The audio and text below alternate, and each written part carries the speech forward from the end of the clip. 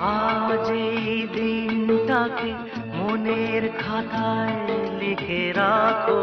Yes, আজ এই দিনটাকে মনের খাতায় পাতায় সব জায়গায় লিখে রাখো, কারণ আজ এই অপয়া 2020 বিদায় নিতে চলেছে।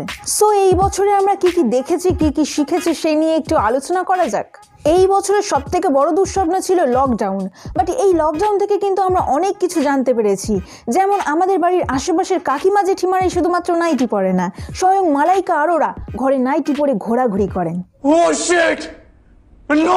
সো এটা দেখে আমি একটাই কথা বলবো, বাইরে যতই পরো তুমি হট প্যান্ট আর টি, বাইরে যতই পরো তুমি হট প্যান্ট আর টি, ঘরে সেই পরতে হবে হাবলা নাইটি। এরপর আমি যার কথা বলবো তিনি চা খাওয়ার জন্য যা খুশি তাই করতে পারেন।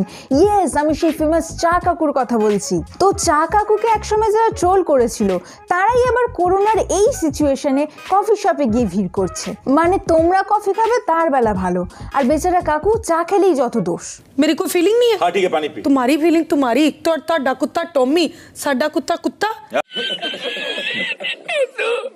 এরপর আমি যার কথা বলবো তার চকচকে টাক দেখলেই আমার টাক বাজাতে ইচ্ছে করে, তাকে দেখলেই আমার একটাই কথা বলতে ইচ্ছে করে, কচি কচি মেয়ে দেখলেই যার জেগে ওঠে কাম, কচি কচি মেয়ে দেখলেই যার জেগে ওঠে কাম। Yes, it's none other than Mahesh বুড়ো ভাম।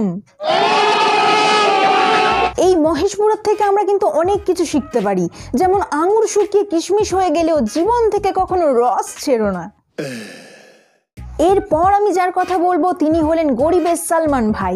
এত বছর ধরে তিনি খুব সুন্দরভাবে লজিকের পেছন মেরে আমাদেরকে অ্যাকশন ফিল্ম উপহার দিয়েছেন, কিন্তু হঠাৎ করেই তার গান গাওয়ার শখ জাগলো, আর বাকিটা ইতিহাস। তুমি হলে বাবু আমি তোমার হিরো, করলে তোমার টেলিফোন বলবে বাবু তুমি খাইছো। আলম ভাই, আমি তো জানতাম তুমি শুধু অ্যাকশনেরই পেছন মারতে পারো, কিন্তু গানেরও এত সুন্দরভাবে পেছন কিভাবে মারলে? It's my talent. যখন প্রাইমারিতে ভর্তি হলাম ক্লাস 1-এ, আপন ভেবে বসতাম দুজন একসাথে। বাহ, ক্লাস 1-এই পেছন পেকে গেছে। এসব না চাবুকের অভাব, পিঠে ঠিক সময় চাবুকটা পড়লে আজ পুরো দুনিয়া এর গানের হাত থেকে বেঁচে যেত। सही पकड़े हैं। হিরো আলম যার জন্য এতদিন বাবু খাইছো বাবু হাগছো করে গেছে, সেই বাবুই আলমের গান শুনে অতিষ্ঠ হয়ে অন্য খাঁচায় ঢুকে যায়, আর তারপরেই আলম ভাইয়ের রিয়াকশন। আমার ভালোবাসার মানুষ হয়ে অল্পকে মাঠে দাও। আমি কারো ভালোবাসলাম এতদিন, আমি দিনে শুনে কাল সবকে ভালোবাসি। আলম ভাই কন্ট্রোল। এরপর আলম ভাইয়ের গান রাতারাতি ভাইরাল হয়ে যায় এবং তারপর ধান্দাবাজ বাবু কনফিউজড হয়ে যায় যে সে কার কাছে যাবে। প্রভু বলে দাও না তুমি আমায়, আমি হব কার, দুটি মানুষ একটি মনের সমান অধিকার।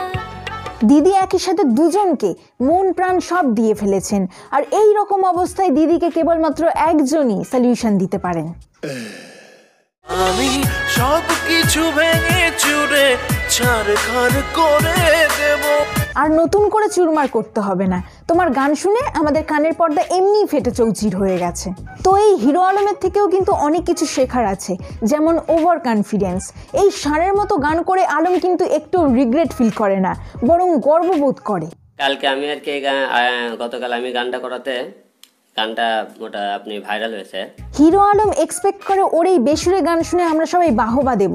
বাই চান্স কোনো মানুষ যদি মুখ ফসকে সত্যি কথা বলে ফেলে, মানে গানের ট্রু রিভিউ দিলে আলম তাদেরকে হেটার্স মনে করে। কেউ তো দাঁড়ায় আপনাদের গায়ে লাগে, কেউ কিছু করলে আপনার সহ্যও হয় না। ঠোঁড়া সাপ আবার ফনা তোলে। বাজে মন্তব্য করেন কেন? জীবনে কিছু করতেও পারবেন না, কাকু কিছু করতেও দেবেন না আপনারা। মানুষটাকে কে বোঝাবে এবার যে ওর গান শোনার থেকে পিসির দু লাইন কবিতা শুনে মরে যাওয়া অনেক ভালো। এপাং ওপাং ঝপাং আমরা সবাই ড্যাং ড্যাং, চলো দেখি কোলা ব্যাং প্রজাতির আছে কি ঠ্যাং, এপাং ওপাং ঝাপাং। এরপর আমি যার কথা বলবো তার মতো মাল্টিটাস্কার এই দুনিয়াতে নেই।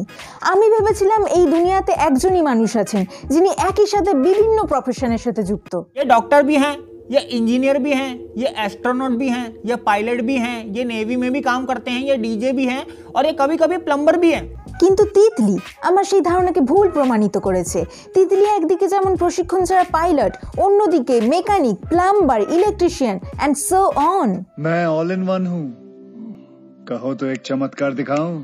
তিতলি আমাদেরকে শিখিয়েছে শুধুমাত্র ইউটিউব ভিডিও দেখে প্লেন চালানো যায়। এরপর আমি যার কথা বলবো তার কথা শুরু করলে আর শেষ হবে না, কারণ তার মহান কর্মকাণ্ডের লিস্ট রণবীর কাপুরের গার্লফ্রেন্ডের লিস্টের থেকেও বড়। ऐसा नहीं हो सकता, कह दो कि ये झूठ है। জবার ছেলেপুলে নাতিপুতি হয়ে যাওয়ার পরেও জবার একটা চুলও পাকেনি। মানে জবা ঠাকুমাকে এই বয়সে দেখতে লাগার কথা এরকম, কিন্তু অনিল কাপুরের থেকে দীক্ষা নিয়ে জবা এখনো এরকমই আছে। काफी इंटरेस्टिंग हो तुम। জবার লাস্ট এপিসোডে দেখা গেছে জবা পরম আবার বিয়ে করছে। তার মানে কি ছেলেপুলে নাতি নাতনি সব বিয়ে না করেই হয়েছে? এখন তো দেখছি জবা হার্দিক পান্ডিয়ার থেকেও আগে যায়। জবার পরিবার আমাদেরকে একটা মোক্ষম জিনিস শিখিয়ে গেছে। আপনার বাড়িতে যদি কাজের লোক কাজে ফাঁকি দেয় অথবা দিনের পর দিন কামাই করে তো চিন্তা করবেন না, 5 problems, 1 solution. কাজের লোককেই বাড়ির বউ করে নিন। अच्छा है, बहुत अच्छा आइडिया। যাই পারে হোক 2020-তে এটাই আমার লাস্ট ভিডিও, আর আমার ভিডিওর লাস্টে চমক থাকবে না সেটা কখনো হতে পারে, তাই এটা স্পেশালি তোমাদের জন্য। Hello happy new year, hello happy new year, hello happy new year, hello happy new year, hello happy new year, hello happy new year.